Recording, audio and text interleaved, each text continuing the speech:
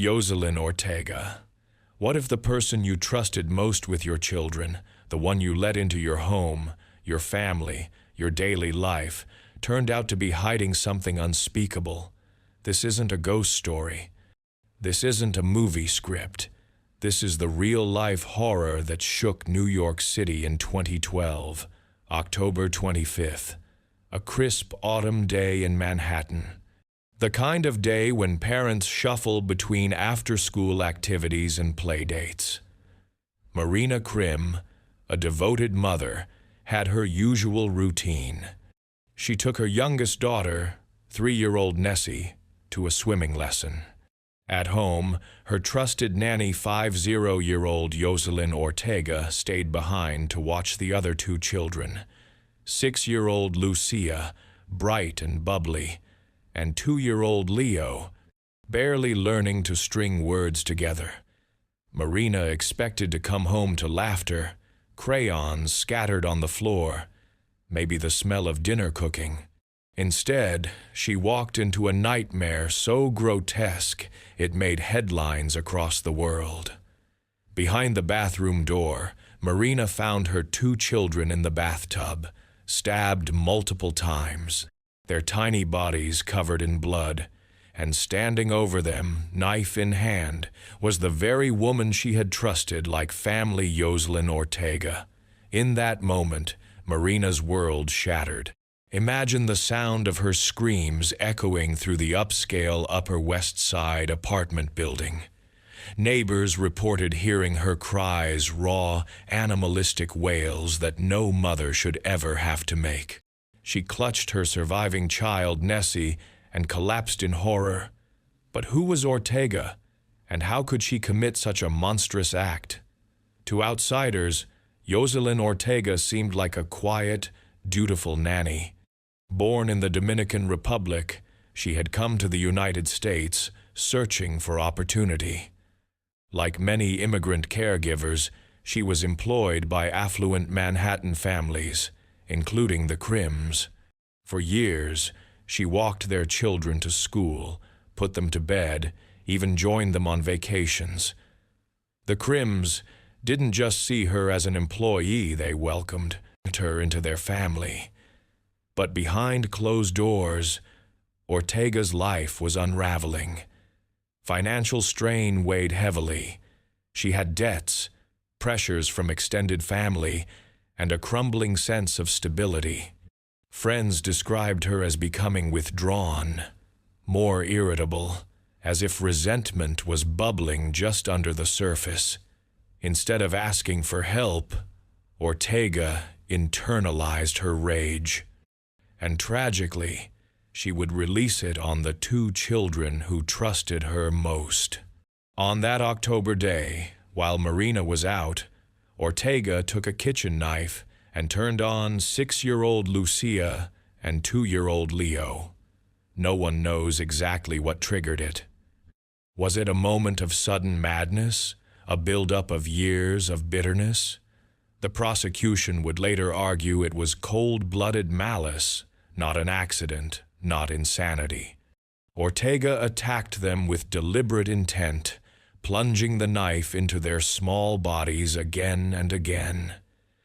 When Marina walked in, Ortega tried to kill herself too, stabbing her own neck and wrists. She collapsed but survived. Paramedics rushed to the scene.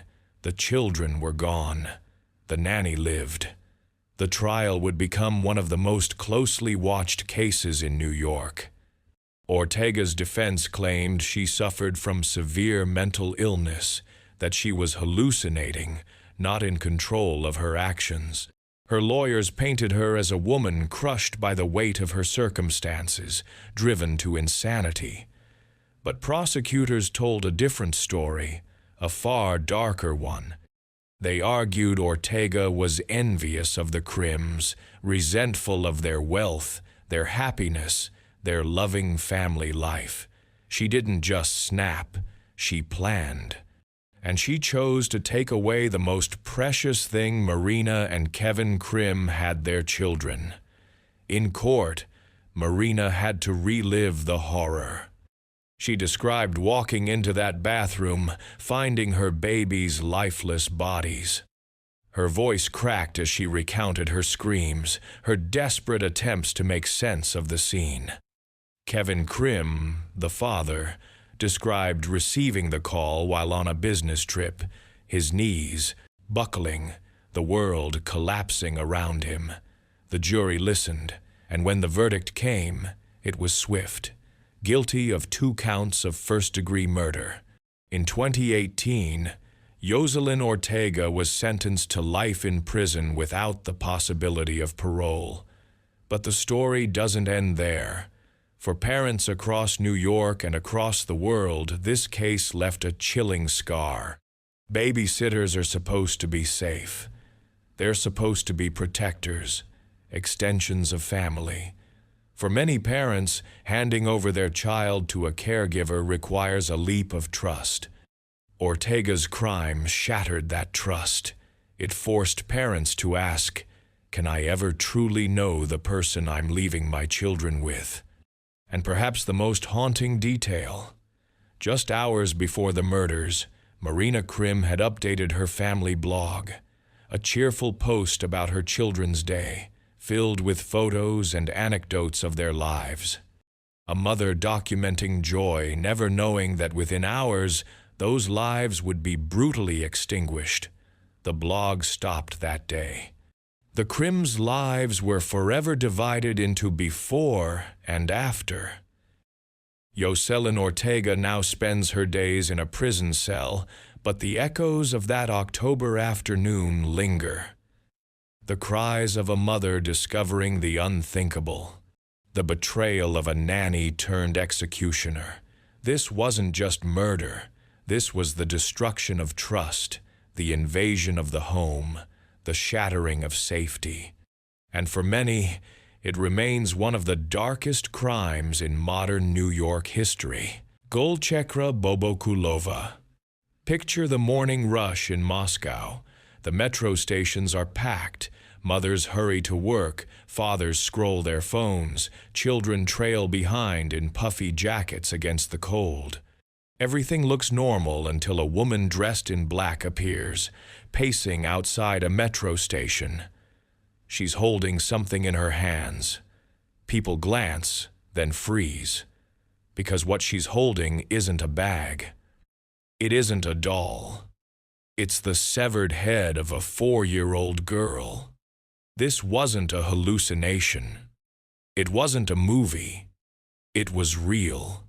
And the woman was Golchekra Bobokulova, a 8-year-old nanny trusted to protect the very child she had just murdered. The victim was little Anastasia Mesheryakova, a bright, innocent 4-year-old who should have been preparing for preschool. Instead, her name would be forever tied to one of the most gruesome crimes in modern Russia. So who was Golchekra Bobokulova? And how did a nanny, hired to safeguard children, end up walking through the streets with a decapitated head in her hands? Bobokulova was originally from Uzbekistan. She had lived in Russia for years, working as a nanny to support herself and her family back home. For the Meshtriakov family, she was supposed to be a source of stability, a helping hand, someone who could care for their daughter while they worked. But beneath that image, something far darker brewed. Bobokulova was suffering from severe mental illness. She would later be diagnosed with paranoid schizophrenia. Relatives described her as unstable, prone to erratic behavior, and increasingly consumed by extremist ideas. At some point, she became convinced she had been chosen, that she was on a mission from God. On a February morning in 2016, she snapped. After the parents left for work, leaving Anastasia in her care, Bobokulova waited until the child was alone.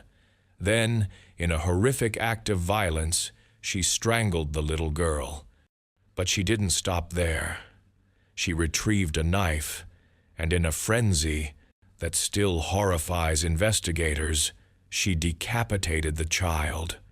The crime scene inside the Meshcheryakov apartment was unspeakable blood on the walls, the smell of smoke as Bobokulova attempted to cover her tracks by setting a fire. But she didn't stay to watch it burn. Instead, she picked up the child's head and left. Imagine the sight: a woman in full black dress, calmly walking through Moscow traffic, holding a child's severed head like a trophy. Witnesses screamed. Drivers pulled over. Commuters stared in disbelief, torn between horror and the surreal thought that maybe it was some kind of twisted performance. But when she stopped in front of the metro station, the reality set in. Videos captured her pacing outside, swinging the head in her hands, chanting "Allahu Akbar" and shouting that she was a terrorist. She warned she would blow herself up. For over 20 minutes, she ranted and raved, holding up the head for passers-by to see. The footage went viral worldwide, a symbol of unthinkable horror broadcast across the internet. Police surrounded her, but they hesitated. Was she carrying explosives? Could she detonate? Armed officers formed a perimeter, waiting for the right moment. When it was clear she had no bombs, they moved in and tackled her to the ground. Even as she was restrained, she was eerily calm, smiling, muttering prayers. When interrogated, Bobokulova confessed without hesitation. She admitted to killing Anastasia.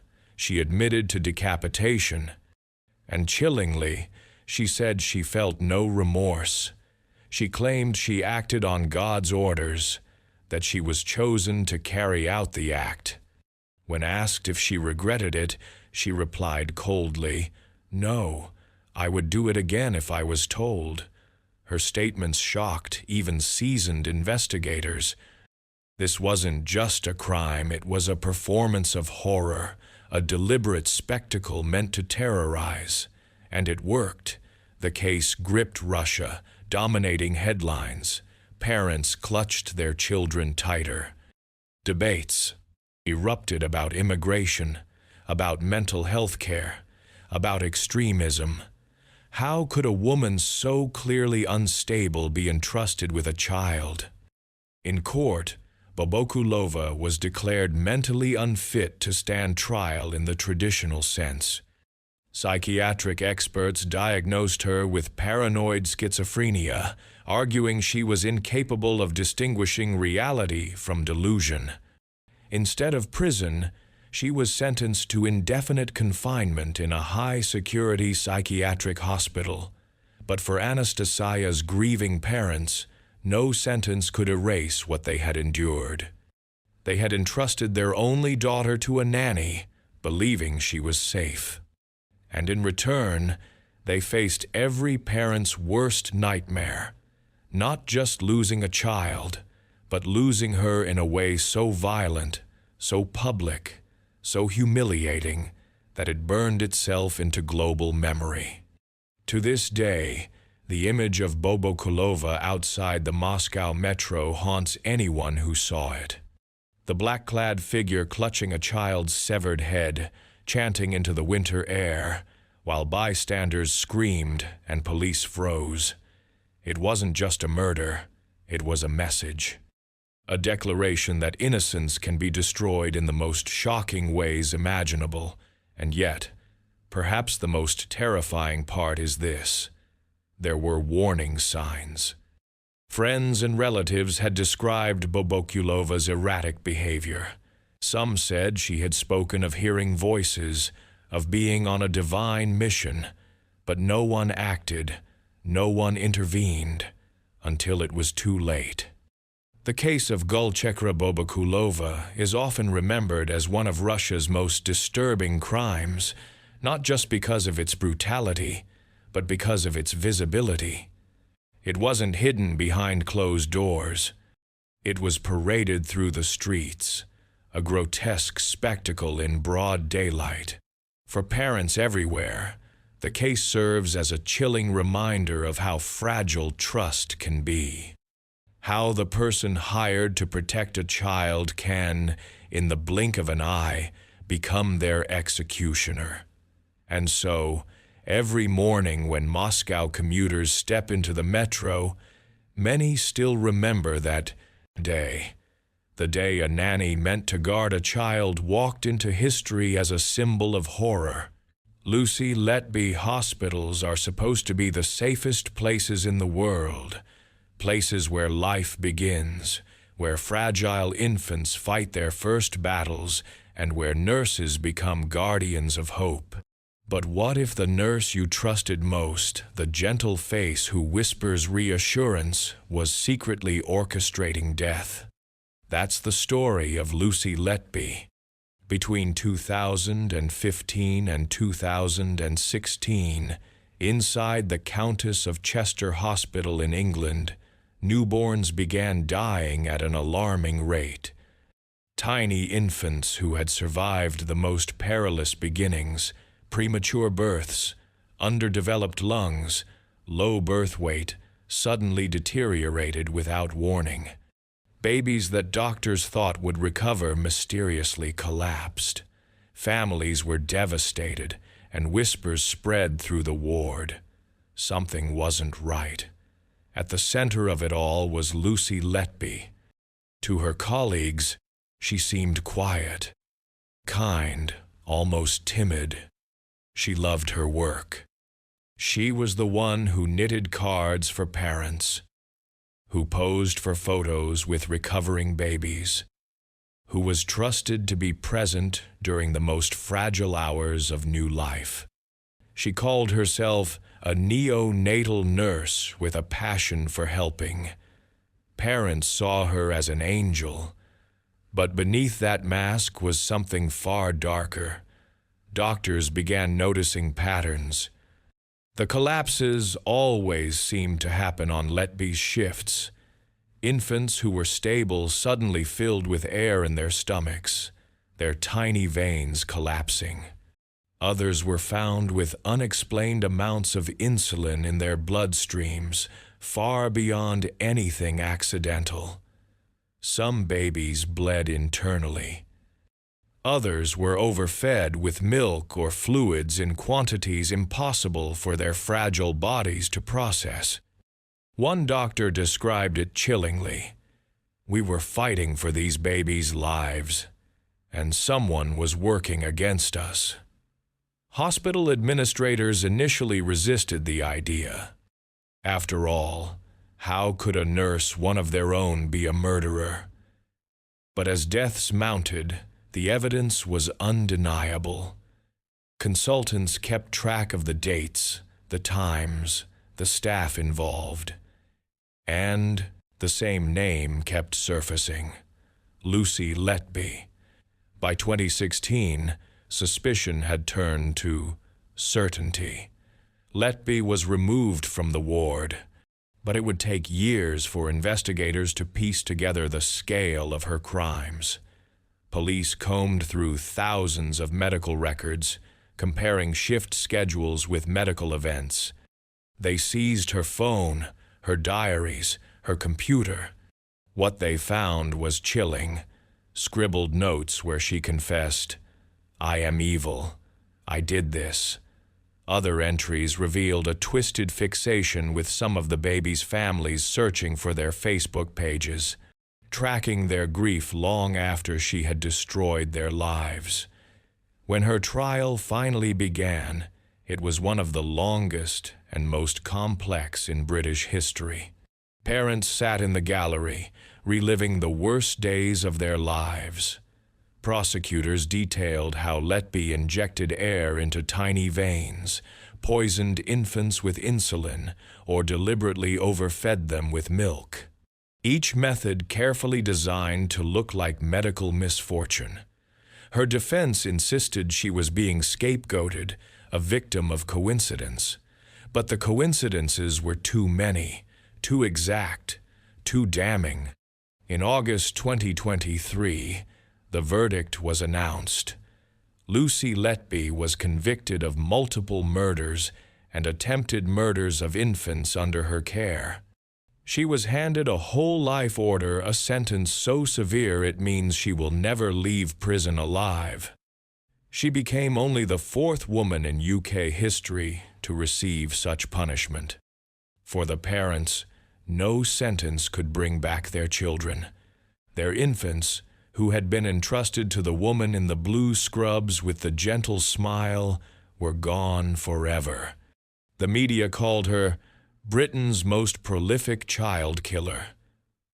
But perhaps the most terrifying part is this: there were no shadows, no alleyways, no dark corners. Her crimes unfolded in the very place parents believed was safest, the neonatal ward. Lucy Letby's story isn't just about murder, it's about betrayal at the most intimate level. A nurse, the symbol of care, transforming into a predator who preyed on the smallest, most helpless humans alive.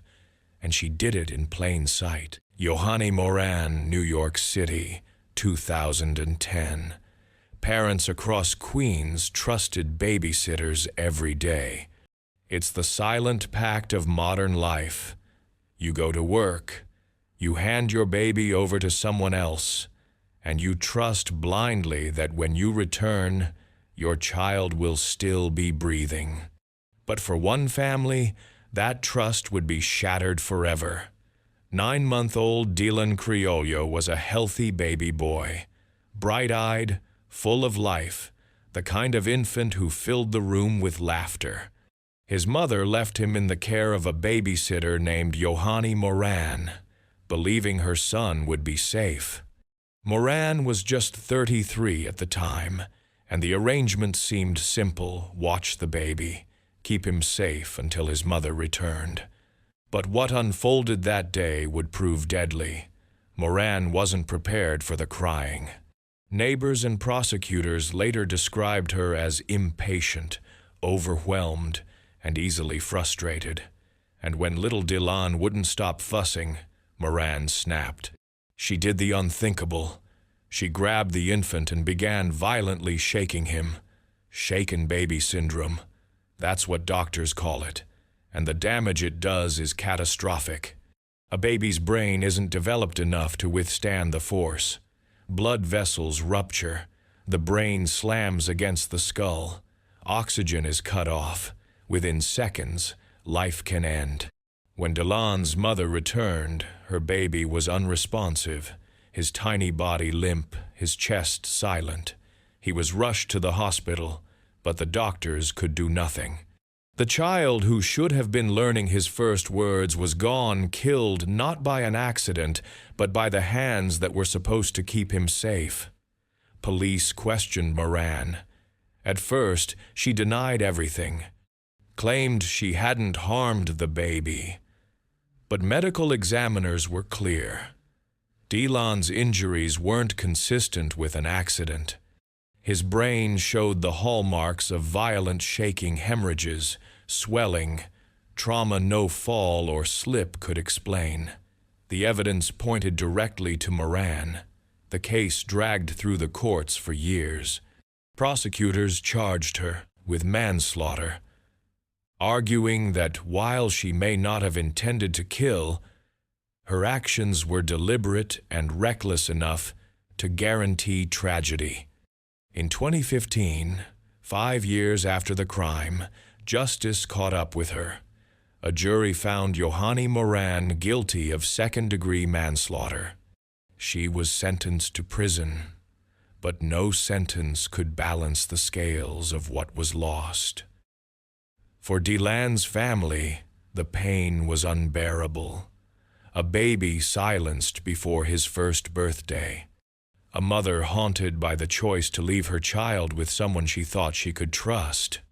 The Moran case became a grim reminder for parents across Queens and beyond that the greatest danger to a child isn't always a stranger lurking in the shadows.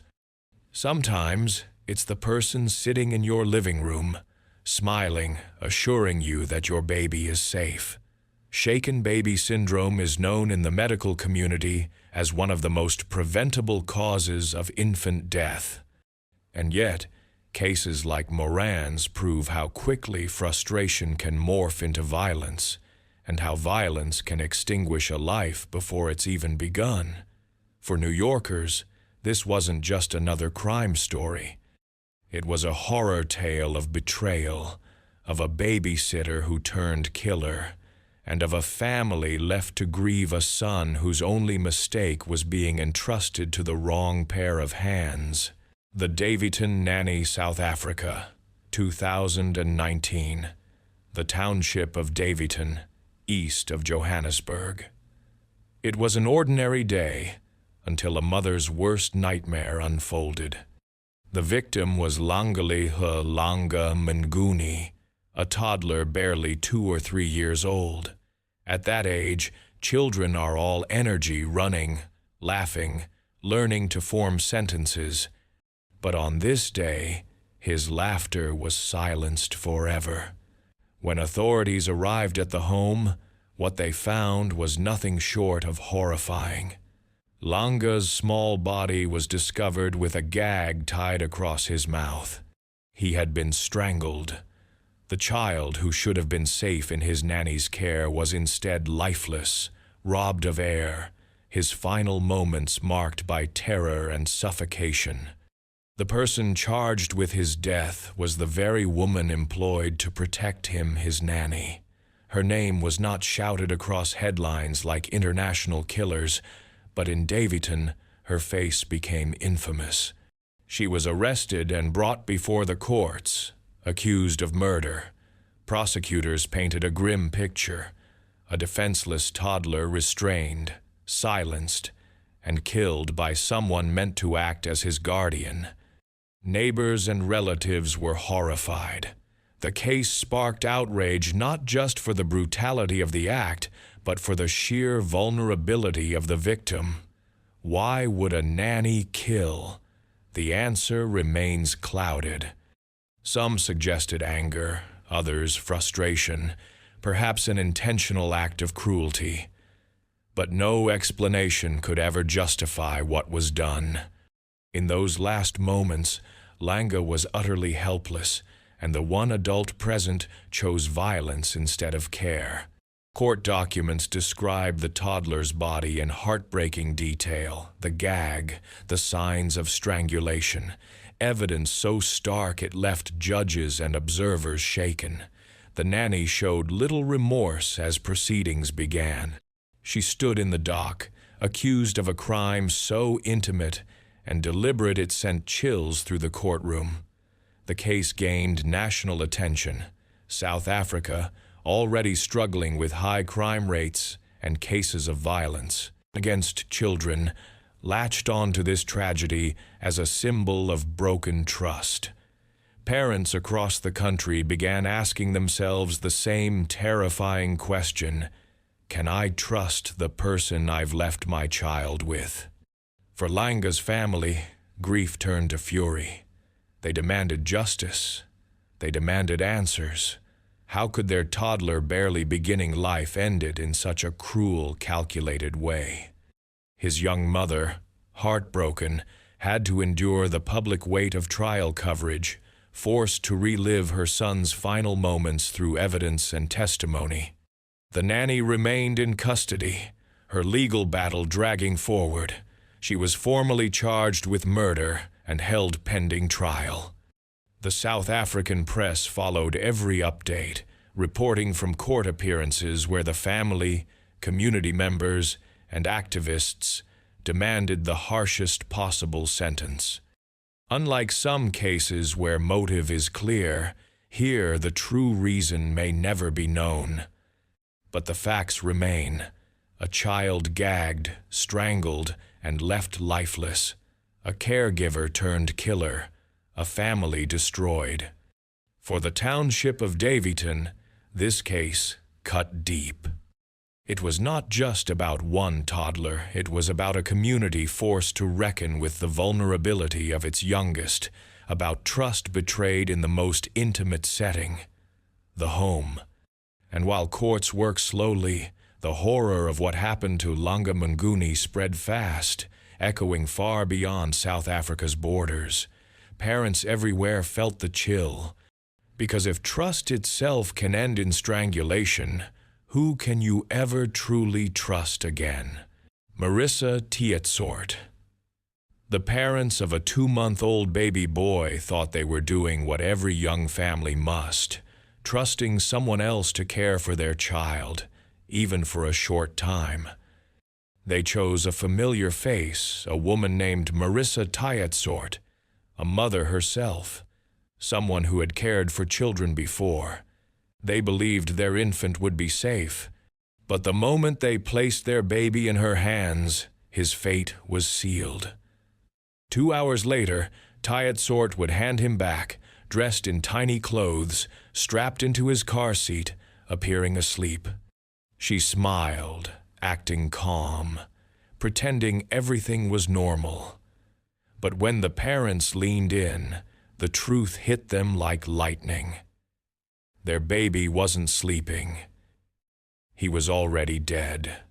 This is the story of how one babysitter turned deception into murder, and how she tried to mask death itself. Marissa Tietsort was 28 years old in 2018, living in Wausau, Wisconsin. On the surface, she was a young mother, familiar with child care, blending into her small-town surroundings. But beneath the surface, her life was marked by chaos, criminal charges, instability, and troubling behavior. On that day in October, she was left in charge of a 2-month-old baby boy. His parents, exhausted but trusting, left him in her care while they handled errands. There was no reason to suspect what was about to happen. But at some point during her watch, something went terribly wrong. The details pieced together in court would suggest violence, an act of aggression against a helpless infant. The baby, only weeks old, suffered injuries no accident could explain. Medical examiners would later confirm what prosecutors argued. The child had been killed. Here's where the story turns even darker. Instead of calling 911, instead of alerting the parents, instead of trying to save him, Tietsort chose to cover it up. She dressed the lifeless baby in warm clothes, zipped him into his little jacket, and strapped him into his car seat. She arranged his body to look as if he were merely asleep. And then she did something almost unthinkable. She handed him back to his unsuspecting parents. Imagine that moment. You're a mother, reaching down to touch your baby's cheek, expecting warmth, expecting life. Instead, you feel the stillness of death. The horror of realizing the babysitter has returned your child not alive, but dressed up like a doll to disguise a crime. When authorities were called, the truth unraveled. This wasn't a tragic accident. This wasn't a mistake. It was homicide. Investigators dug into Tietsort's past, and what they found was deeply disturbing. This wasn't her first run-in with danger around children. Tietsort had a history of reckless, abusive behavior, including previous cases where children had been harmed under her watch. She was already facing legal trouble when she killed the baby in her care. Prosecutors described her as manipulative, a woman who presented herself as trustworthy but who repeatedly betrayed that trust. Her decision not to seek help for the infant, her decision to disguise his death and return him to his parents as though nothing had happened, was painted as evidence of a chilling lack of empathy, a cold-blooded indifference to human life. In court, the baby's parents listened as medical examiners described the injuries that proved he had not died naturally. They listened as prosecutors replayed Tietsort's actions step by step, choosing concealment over compassion, silence over truth. The parents, forced to sit in that courtroom, had to relive the worst moment of their lives, the betrayal of a babysitter and the loss of their son. Tyatsort's defense tried to minimize.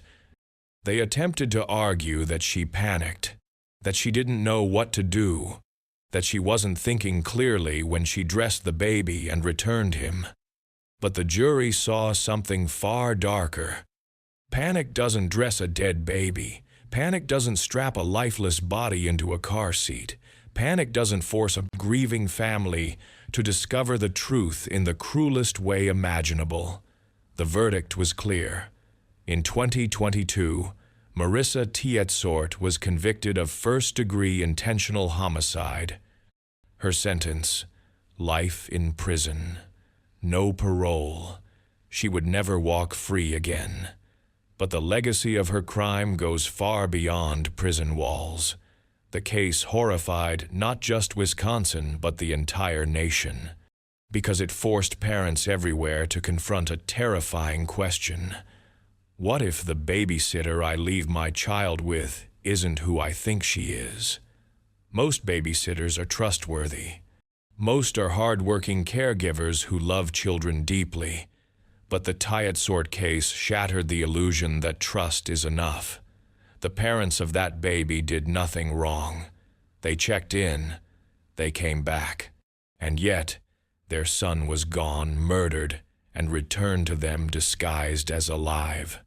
The story also sparked outrage because of how calculated her deception was, dressing the baby, buckling him into his car seat, handing him over like nothing had happened.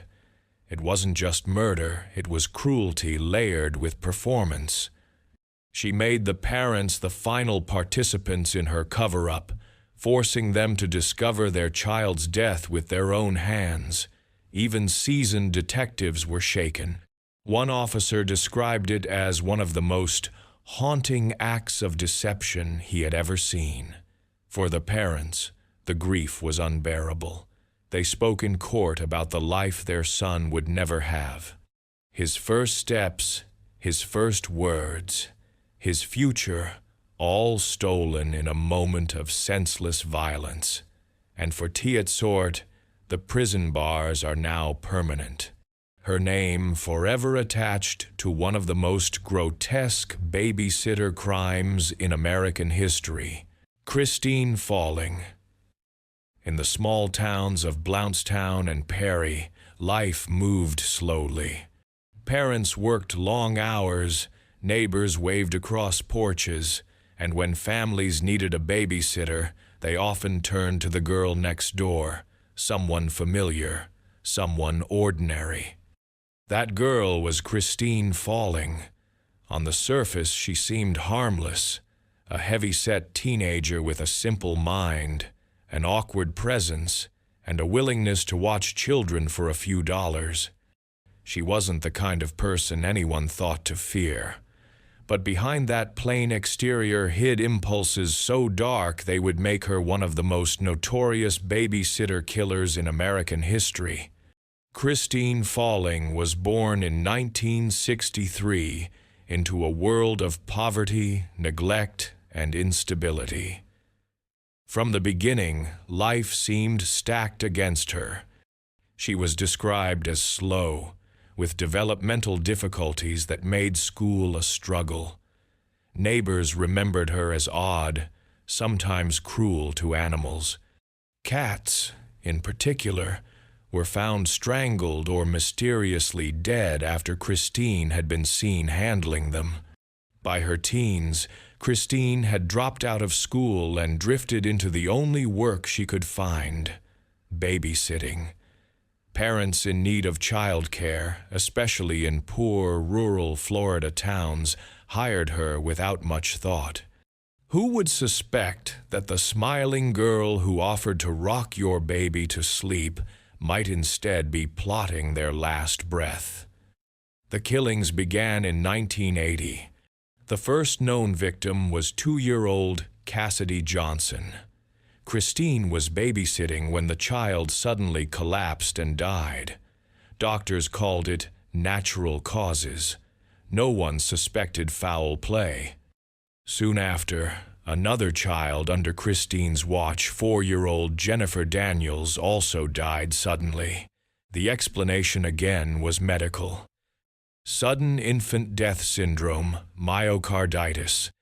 Tragedies, yes, but not crimes, or so it seemed. But the pattern continued. Christine babysat a 2-month-old Travis Coleman. He stopped breathing.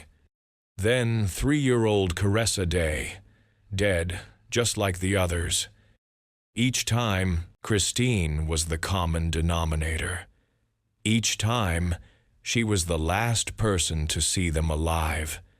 And yet, each time, she walked away.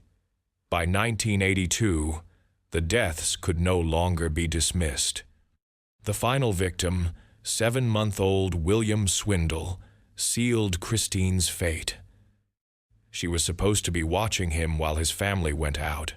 Instead, William was found dead, an autopsy revealing signs of suffocation. Unlike the earlier cases, this time medical examiners dug deeper. They found bruising, hemorrhages, evidence that William had not died naturally. He had been smothered.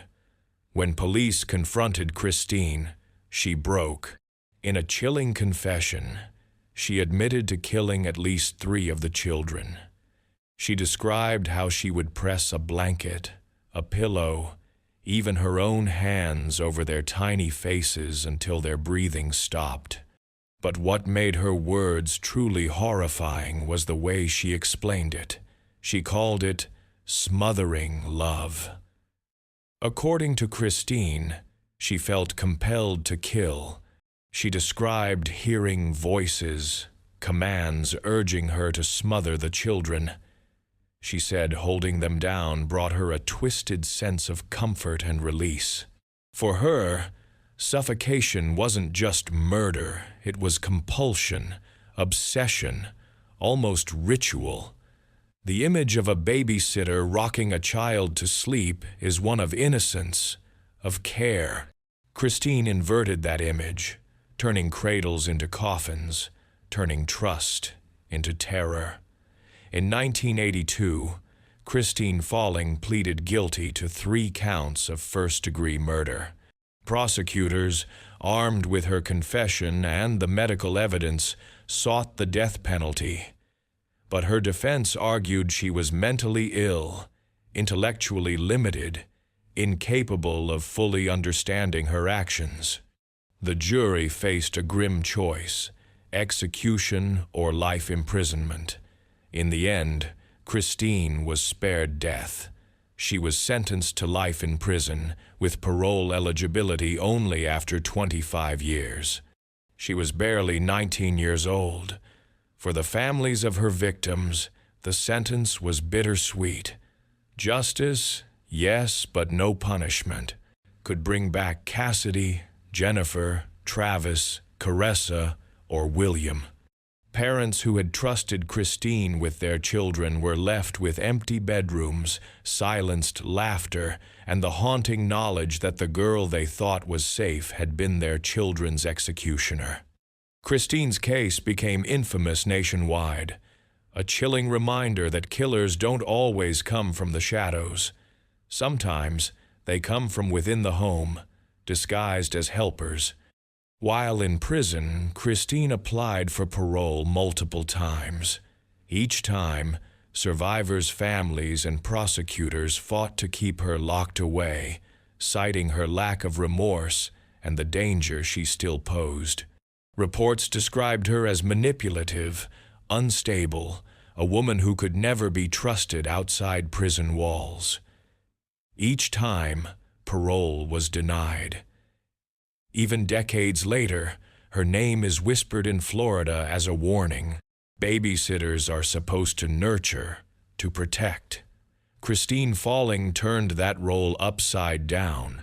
She preyed on children too small to speak, too young to fight back, too innocent to understand why the hands that held them suddenly turned into instruments of death. The case of Christine Falling is often compared to that of a serial killer, because in many ways, that's exactly what she was. Over just 2 years, she killed at least 5 children. She confessed to 3, but suspicions remain that the true number may be higher. What makes her story uniquely terrifying is the banality of it all. She wasn't a monster lurking in dark alleys. She wasn't a stranger breaking into homes. She was invited in, paid to stay, trusted with the most vulnerable members of the family, and that trust proved fatal. Christine herself once described her actions as something she couldn't stop. Whether driven by mental illness, compulsion, or cold cruelty, the result was the same: 5 small graves across rural Florida, 5 families shattered forever. Megan Martson. 17-month-old Spencer Stevens was the center of his parents' world. At that age, toddlers are bundles of curiosity, unsteady on their feet, quick to giggle, innocent to the dangers of the world. His parents did what countless families do. They left him with a babysitter, someone they trusted, so they could handle the responsibilities of daily life. The babysitter was Megan Martson. To the outside world, Megan was a wholesome young woman. At 22 years old, she was a church-going babysitter, known in her community for being responsible, kind, and trustworthy. Parents left their kids with her without a second thought. She wasn't a stranger. She wasn't a drifter. She was the safe option. But appearances can be deceiving. And in Megan's case, the mask of trust hid something violent, something fatal. On that October morning, Megan dialed 911. Her voice was panicked. She told dispatchers that Spencer had fallen out of his toddler bed and was no longer breathing. Paramedics rushed to the home. They found the toddler unresponsive, his body limp. They began life-saving efforts and transported him to the hospital. But the doctors quickly realized this wasn't a simple accident. Spencer's injuries were catastrophic. The child had suffered massive, blunt force trauma to the head. His skull was fractured. His brain was swollen. Bruises and marks covered his body.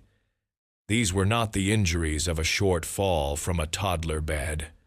They were the kinds of injuries seen in victims of major car accidents or children who had plunged from several stories high. Doctors and investigators alike knew Megan's story didn't add up. When Spencer succumbed to his injuries, a full autopsy was performed. The results were horrifying. The pathologist concluded that Spencer had died from severe blunt force trauma. The damage to his head was so devastating that the medical examiner compared it to being ejected in a high-speed crash. In addition to the head wound, there were signs of additional bruising on his body marks that suggested a beating, not an accident.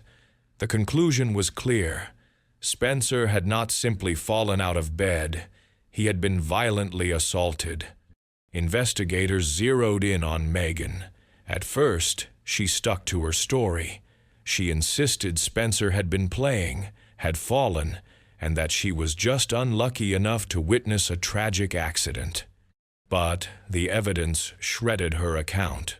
Forensic experts testified that a fall from a low bed could not have produced the extent of Spencer's injuries.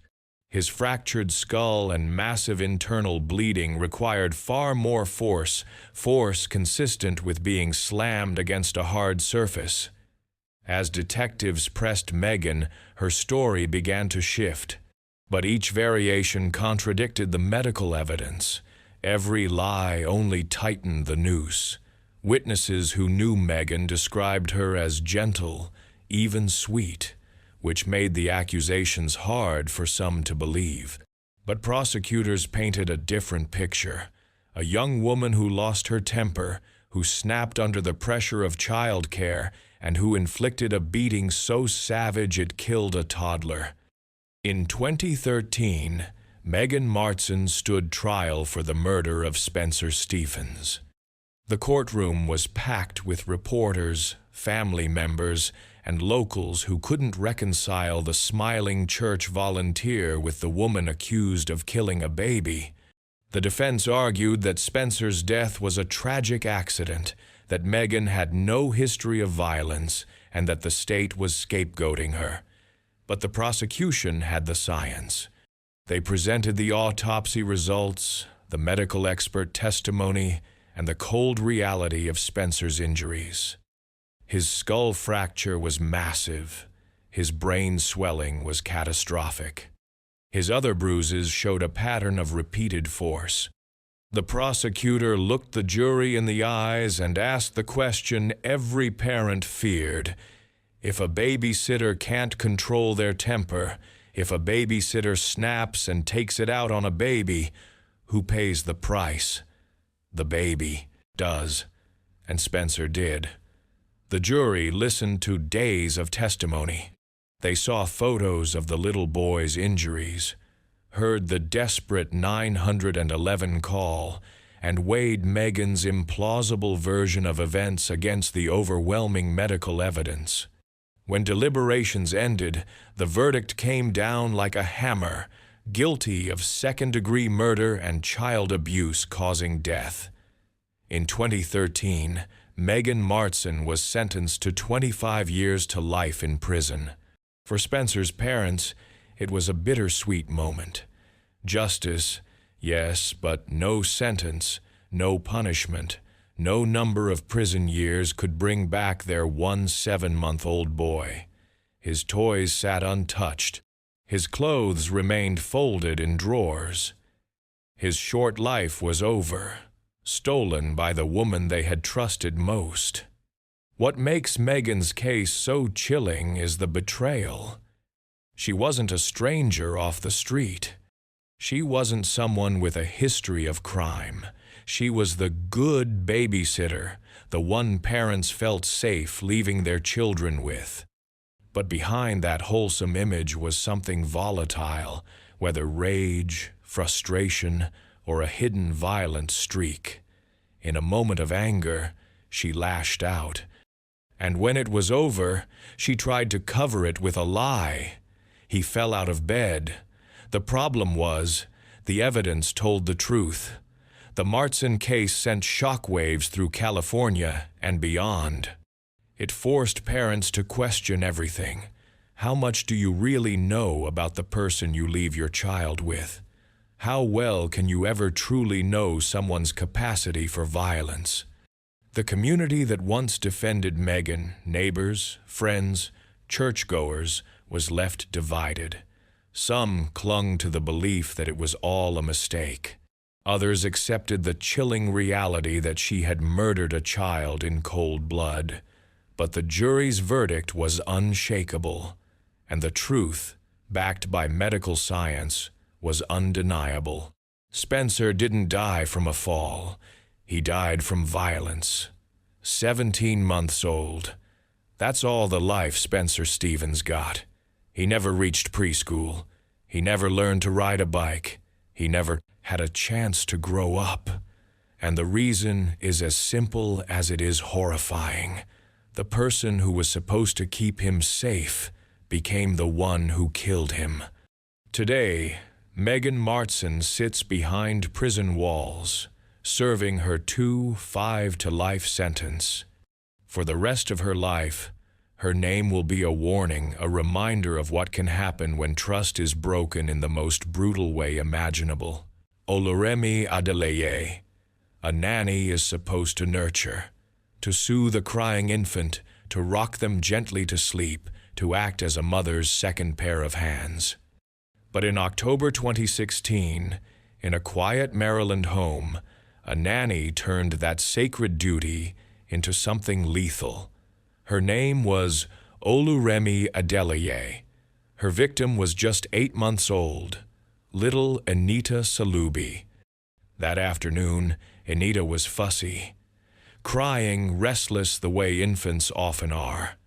Adeleye, a 7-3-year-old nanny from Nigeria, was left to care for her while the child's parents worked.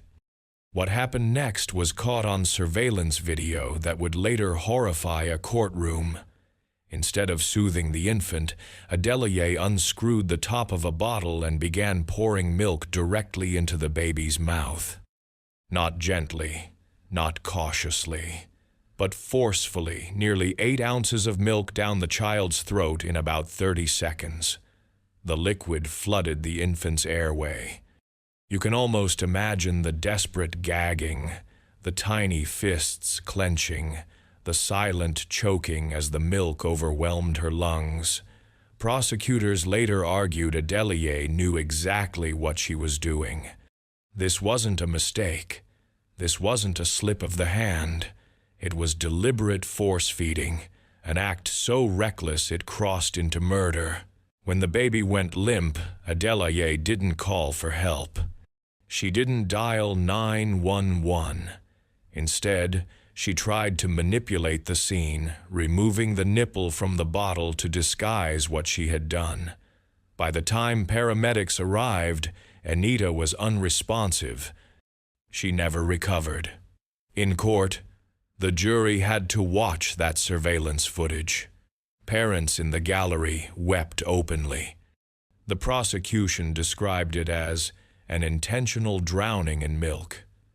Experts testified that no trained caregiver, no experienced mother, no responsible nanny would ever feed an infant that way. Adeleye's defense tried to argue cultural misunderstanding that in her home country, different feeding practices existed, that she hadn't meant to kill. But the jury saw through it. The speed, the quantity, the deliberate removal of the nipple, it all pointed to something more sinister than ignorance. In 2019, Adeleye was convicted of second-degree murder and multiple counts of child abuse. At sentencing, prosecutors pushed for a lengthy prison term, emphasizing the coldness of her actions. For Anita's parents, the case was unbearable. They had hired a nanny to protect their baby girl, trusting her to keep the child safe while they worked. Instead, they came home to a coffin. The most disturbing element of Adeleye's crime is its intimacy. Unlike a shooting or an attack, force-feeding is hands-on, prolonged, deliberate. It requires ignoring the gasps, the thrashing, the unmistakable signs of distress. It requires pushing past every human instinct to stop when a child is suffering. And that's what made this case so chilling. Adeleye didn't just fail in her duty. She inverted it, turning nourishment into a weapon, turning a bottle of milk into an instrument of death. Her conviction sent shockwaves through Maryland and beyond. For many, it became a warning about hidden dangers within the home. Parents hire nannies out of trust. They put their babies in the hands of someone else, hoping those hands will cradle, not crush. Adeleye proved how horribly that trust can be betrayed. A young mother needed a break. She was struggling, like so many do, to balance life, relationships, and the crushing demands of parenthood. So, she left her 2-year-old daughter, Demilay Mahone, in the care of her partner, a man named Carl McClooney. He wasn't a stranger. He wasn't an outsider. He was supposed to be family, trusted, reliable, a father figure. But that trust, as it turned out, was a fatal mistake. 2-year-old Demilay was described as bright, curious, and full of energy, the kind of toddler who couldn't stop asking questions, who climbed before she could walk properly, who had a smile that could soften even the hardest day. Her mother adored her. But on that July day, when she left Demi Lee with McClooney, she unknowingly left her daughter with the man who would end her life. On July 15th, McClooney was tasked with caring for Demi Lee while her mother ran errands. What unfolded inside that home was later described by prosecutors as nothing short of torture. McClooney snapped. He launched a violent assault on the toddler, a sustained attack that left her body covered in injuries. By the time Demi Lee's mother returned, the child was unresponsive. She rushed her to the hospital, desperate for doctors to save her baby girl. But it was too late. The autopsy revealed the shocking truth: 68 separate injuries, bruises, abrasions, bite marks. But the fatal blow was internal blunt force trauma to the abdomen so severe it split her liver in two. Forensic experts said the force used was comparable to the kind of injury seen in high-speed car crashes. It wasn't a slap. It wasn't a fall. It was violence, brutal, deliberate, unrelenting. When questioned, McClooney tried to lie. He offered explanations that didn't add up. Maybe she fell. Maybe she had an accident. But the sheer scale of the injuries made his excuses absurd. A 2-year-old doesn't accumulate 68 separate wounds by chance. Police quickly pieced it together. This wasn't negligence. This wasn't a mistake. This was murder. As the details emerged, the community was horrified. The idea that a grown man could unleash such fury on a toddler, a child barely old enough to speak, was almost beyond comprehension. And the betrayal cut even deeper because Demi Lee's mother had trusted him, had believed he would care for her daughter. In 2009, Carl McClooney stood trial for murder. The courtroom heard devastating testimony from forensic experts who cataloged every wound, every bruise, every injury inflicted on Demi Lee's tiny body. Photographs of the toddler's injuries left jurors shaken. The prosecution argued that McClooney's attack was brutal, sustained, and frankly, sickening. He had punched her, kicked her, even bitten her. It wasn't one moment of lost control, it was an eruption of sadistic rage against a child who could not fight back. McClooney's defense attempted to soften the blow, portraying him as immature, overwhelmed, unable to cope with the responsibility of caring for a child. But the jury saw through it. Immaturity doesn't explain splitting a toddler's liver in half. And then came another shocking twist. Demi Lee's mother was also charged, not with murder, but with familial homicide, a charge reserved for parents or guardians who knowingly allow their children to be exposed to risk. Prosecutors argued she had failed in her duty to protect her daughter, leaving her with a man unfit and unsafe. The courtroom became a theater of grief and guilt. On one side, a mother mourning her child.